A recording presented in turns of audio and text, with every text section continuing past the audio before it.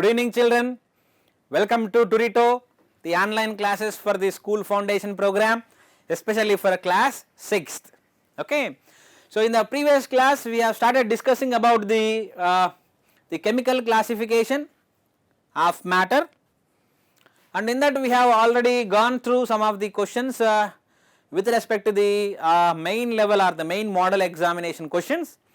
Today let us focus on some of the advanced level questions that we can expect from the chemical classification of matter. Okay. So according to the chemical classification, matter can be categorized into two categories. One is pure substance, other is mixture, that is combination of two or more pure substances. Pure substances are further divided into two categories, elements and compounds. Element is which cannot be further divided by chemical means into smaller substances, but of course compounds can be further divided into smaller components by chemical reactions. Elements are further divided into metals, non-metals and metalloids. We have discussed about those things. And in the case of mixtures, we have come across the homogeneous mixture and heterogeneous mixture. When the two or more compounds, pure substances are mixed together, if they are mixing in a uniform fashion, we get a homogeneous mixture. If they are not mixed in a uniform fashion, in that case we are going to end up with the formation of a heterogeneous mixture. So let us focus on some of the questions that we can see in the case of advanced level or the advanced model questions of chemical classification of matter. Metals can be displaced each other according to their. So generally the reactivity can be seen, okay. So the reactivity displacement means here it is with respect to the reactivity. So the metals, one metal will replace the other metal in a compound, in a reaction. It is mainly based on the reactivity. For example,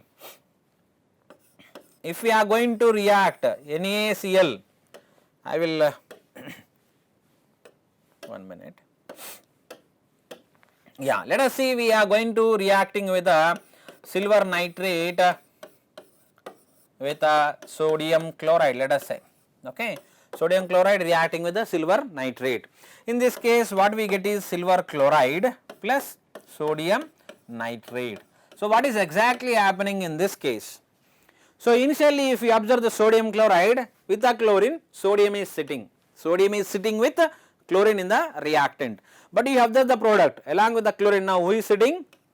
Silver is sitting with the chlorine. That is to say that the sodium in sodium chloride is displaced by silver. What is sodium? Sodium is a metal. What is silver? Silver is a metal.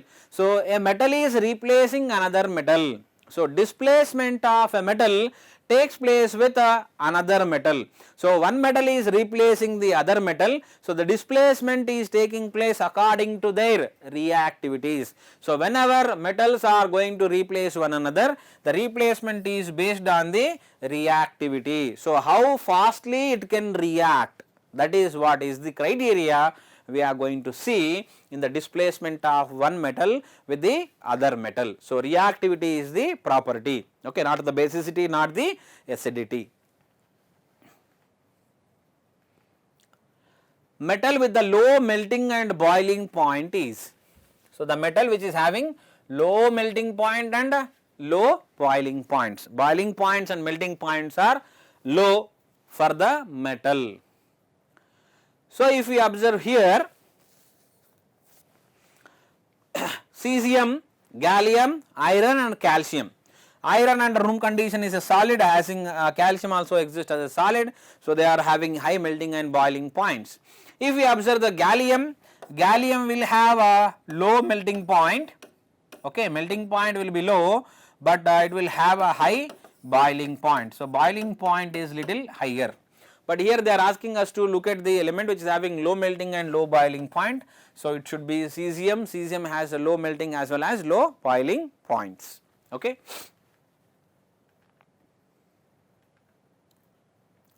Which among the following is a bad conductor of electricity? So we have to identify the bad conductor of electricity. Generally metals are good conductors, but of course there are some metals which are bad conductor in nature. They are not going to conduct the heat and electricity in a good fashion. So they are bad conductors of electricity. right, zinc, copper, aluminium, phosphorus. Zinc, copper, aluminium, phosphorus. If you observe these options, zinc is a metal, we know, okay. Zinc is a transition metal which is going to occupy the middle portion of the periodic table. Copper is also a transition metal which is going to occupy the middle portion of the periodic table. And slightly toward the right side we have aluminium, it belongs to 13th group of the periodic table, that is boron family member. And if you observe aluminium, aluminium is also a metal, you can say, okay. Of course, it is going to exhibit some different properties with respect to the metals, but here if you observe, zinc is a metal, copper is a metal, aluminium is a metal, but phosphorus is a non-metal. Phosphorus is a non-metal. We have discussed that metals are good conductors of heat and electricity. So, heat and electricity is conducted by metals, but not by the non-metals. Non-metals are generally the bad conductors of heat and electricity. So, what we have to identify? We have to identify the bad conductor of heat and electricity. So, non-metal is bad conductor of heat and electricity, that is phosphorus is a bad conductor of heat and electricity, okay. Now, let us see one more. Aluminium foils can be made from aluminium by using, I think you have observed, whenever we go for buying sweets in a sweet shop, I think you have observed that a white coating is given present on the sweets, right. So, that is edible one, that is that foil can be eaten, no problem. But of course eating anything in excess will be a problematic. Even if you take rice in excess, dal in excess, everything is problematic to you. You can see the foil that is given on sweets as a coating for the decoration purpose is aluminium foil, okay. So, aluminium foil can be made from aluminium metal, but how it is made? So, what is this thin sheet? What is the foil? Foil means thin sheet. So, thin sheets drawing from metals, that property is called as malleability. So, thin sheet formation is malleability. So, malleability is the property of metals. So, metals will exhibit malleability. So, malleability is the property. So, here metal aluminium showing the converted into the aluminium foil by malleable property. So, which of the following is the correct one now? Its thermal and electrical conductivity. By using its thermal and conductivity, no, nothing to do with the formation of a thin sheet from the conductivity values, okay. Its malleable property, yes, it is because of its malleable property. Aluminium foil can be made from aluminium by using its malleable property, very good. Its sonorous property, what do you mean by sonorous? Sonorous means the ringing sound, okay. So, nothing to do with the ringing sound of the aluminium in making the aluminium foil, okay. And ductility, what is ductility? Ductility means drawing into wires, okay. Wire formation, wires are made from the metal, that property is called as ductility, but it is not the foil formation, thin sheet formation. Thin sheets are formed by malleable property. So, the malleability of aluminium is utilized in making the aluminium foils from aluminium, okay, right. Which of the following is best conductor of electricity? So, now we have to identify the best conductor of electricity. So, we know metals are good conductors of heat and electricity. So, among the metals, which is the best conductor, the very best, the suitable one for electric conductivity? So, if we observe here, silver is a metal, diamond is made up of carbon. So, we can take the diamond as a made up of non-metal, that is carbon, okay. And the phosphorus is a solid non-metal. So, this is a non-metal. Aluminium is a metal, but of course, it does not have that conductivity, okay. So, generally best conductor is from metals, right. So, if we observe here the B and C are non-metal, so they are ruled out, only A and D we have to compare. A is aluminum, but it is metal and it is going to exhibit low conductivity value when compared to the silver. So, among the given option, the best conductor is silver. While we are dealing the properties or differences between the metals and non-metals, there also we have mentioned that silver is a best conductor. Metals are good conductors of heat and electricity. So, among all the metals, if we observe, silver will exhibit the best conductivity. So, silver is the correct option, which is the best conductor. Silver is the best conductor. Okay. Right. Looking at the next one, gold amalgam is a mixture of gold amalgam. Whenever we write amalgam means it is a mixture of mercury, okay, it is a mixture of mercury with any metal, okay, any metal. When metal is taken and dissolved in mercury, we get amalgam. Amalgam is the solution of a metal in mercury. It is a combination of mercury and metal. Okay. So, in this case, what is mercury? Mercury we generally write it as Hg, Hg with a metal combination. I am representing metal with a M. So, here if you observe in the question, what is given? It is gold amalgam. It is given as gold amalgam. Gold amalgam means gold dissolved in mercury. Amalgam means mercury combination, solution of a metal in mercury. So, it is gold amalgam means metal should be gold. Okay. So, it is a mercury and in which the gold is dissolved, in which gold is dissolved. So, gold when you dissolve in mercury we get gold amalgam. So, it is Hg plus Au, gold symbol is Au. Au is the symbol of gold, Hg is the symbol of mercury. So, gold dissolved in mercury we get gold amalgam. So, gold amalgam is combination of gold and mercury. Copper and zinc combination we call it as brass, we call it as brass. Okay. Iron and carbon, no, it is gold and mercury. Yes, gold and mercury is the gold amalgam, both A and B. No, it is also not the correct option. Okay. So, the gold amalgam is a mixture of gold and mercury.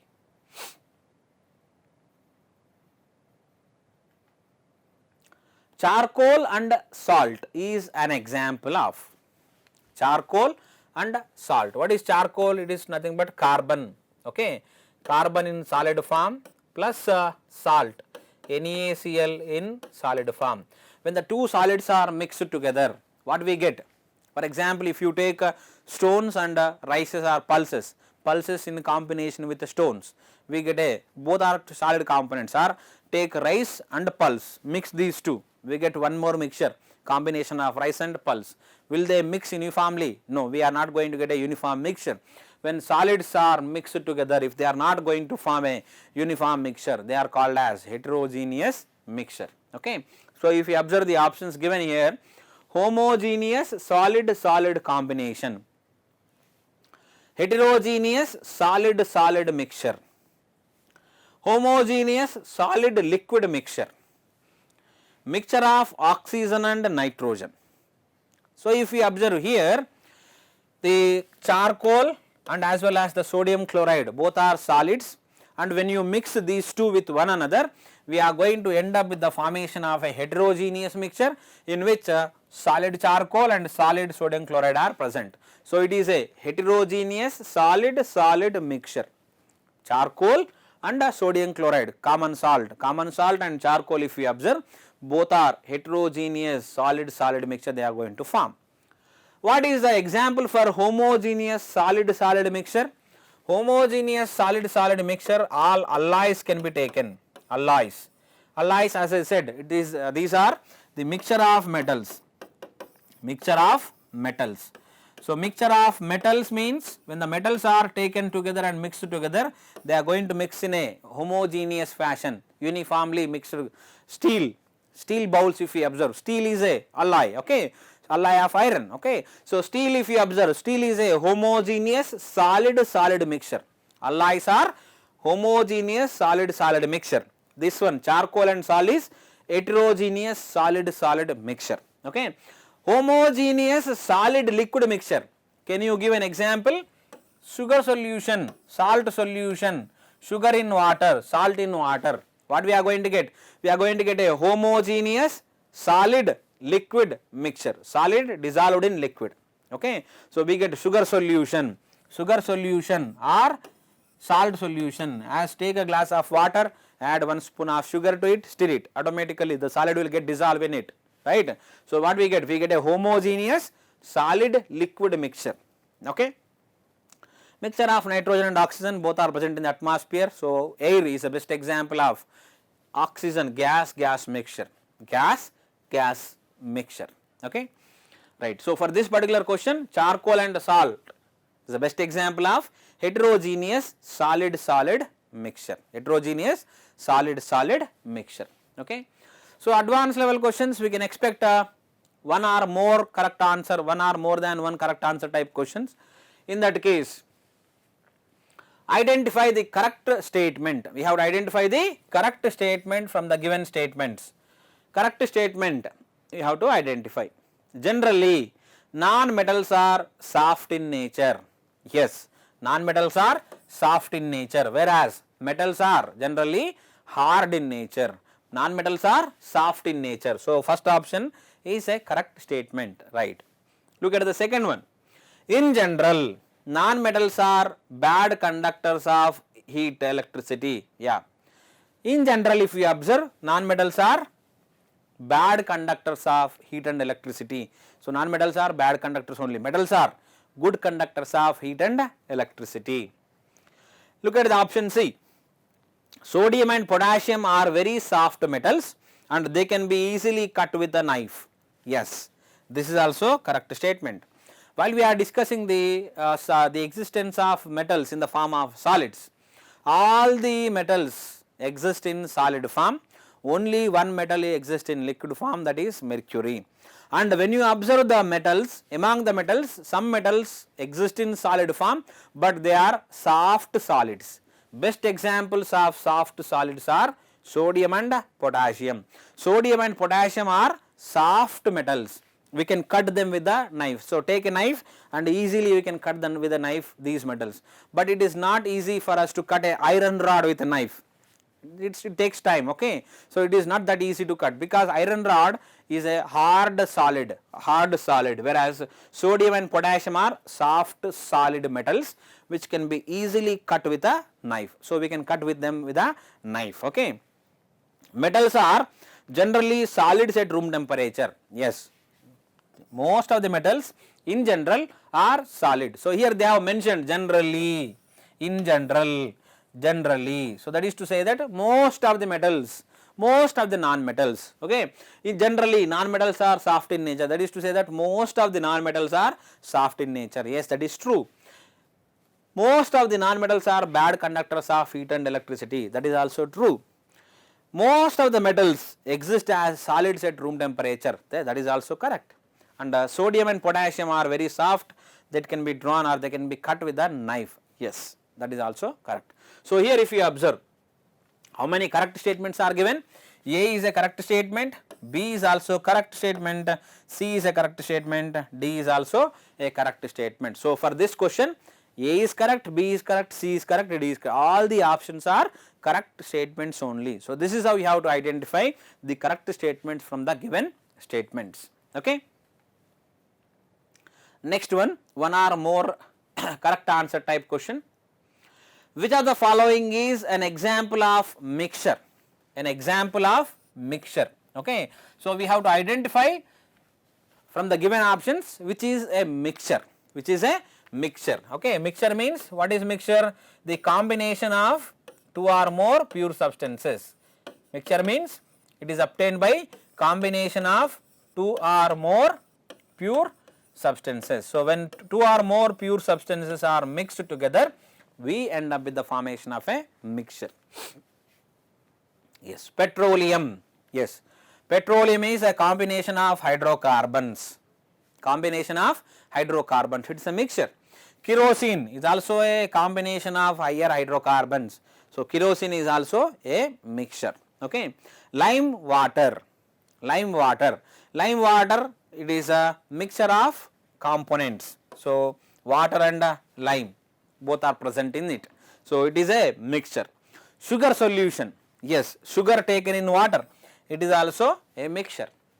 Of course, they are not asking us to identify which is homogeneous or which is heterogeneous mixture. They are asking us to identify which is a mixture. So petroleum is a mixture of hydrocarbons, kerosene is also a mixture of hydrocarbons, lime water is a mixture, sugar solution is also a mixture. So all the options that are given are mixtures only. Okay. So in this case, if you observe, A is correct, B is correct, C is correct, D is also correct. So all the 4 options are correct for this question, example of mixtures. Okay. One more, one or more than one correct answer type questions. Which of the following is, or which of the following are not a heterogeneous mixture? So we have to identify which are not a heterogeneous mixture, that is to say that which of the following is a homogeneous mixture. Okay. What we have to identify? We have to identify a homogeneous mixture from the following. Not a heterogeneous means it should be homogeneous mixture. Okay. So which of the following is a homogeneous mixture? Which of the following is not a heterogeneous mixture? This is one way to confuse the student. Okay. So question may be given in this way to confuse the students. Automatically students get confused. What is not a heterogeneous mixture? We have only 2 types of mixtures. One is homogeneous, other is heterogeneous. If it is not heterogeneous means it should be a homogeneous mixture only. So okay. So which of the following is a homogeneous mixture, that we have to identify, or which of the following is not a heterogeneous mixture, right? Kerosene. As I told you, if you take a kerosene into a glass, can you see the components present in it? No, it is not possible. You can clearly see the uniform throughout mixing. So kerosene is a homogeneous mixture, it is not a heterogeneous mixture. So kerosene is a homogeneous mixture. Okay. Kerosene is a homogeneous. Brass. Brass is an alloy. Alloys, as I told you, alloys are homogeneous mixture of metals. Okay. Brass is an alloy. So brass is a combination. How we are getting the brass? Brass is a combination of copper and zinc. So copper and zinc is combination takes place, copper and zinc uniformly mixed together and we get brass. So brass is a homogeneous mixture. Salt and sand. What is salt and sand? When you take salt and sand, mix these two, will they mix in a uniform fashion? No. So we are going to get a salt and sand as a heterogeneous mixture. Salt and sand are heterogeneous mixtures. Okay. So this is the only the option C is a heterogeneous mixture. Again steel. Steel is an alloy. What is steel? Steel is an alloy. Alloy means it is a homogeneous mixture. Okay. So from the given options, if you observe, kerosene is a homogeneous mixture, brass and steel both are alloys. Brass is a alloys, generally it is a mixture of metals, it is a homogeneous mixture of metals. So brass is an homogeneous mixture, steel is also a homogeneous mixture. So kerosene is the homogeneous mixture, brass is homogeneous mixture, steel is homogeneous mixture, whereas salt and sand are heterogeneous mixture. Salt and sand solution will give you a heterogeneous mixture. What we have to identify? We have to identify which is not a heterogeneous. This is heterogeneous, C is heterogeneous, not means A, B, C. So A, B, D are the correct answers.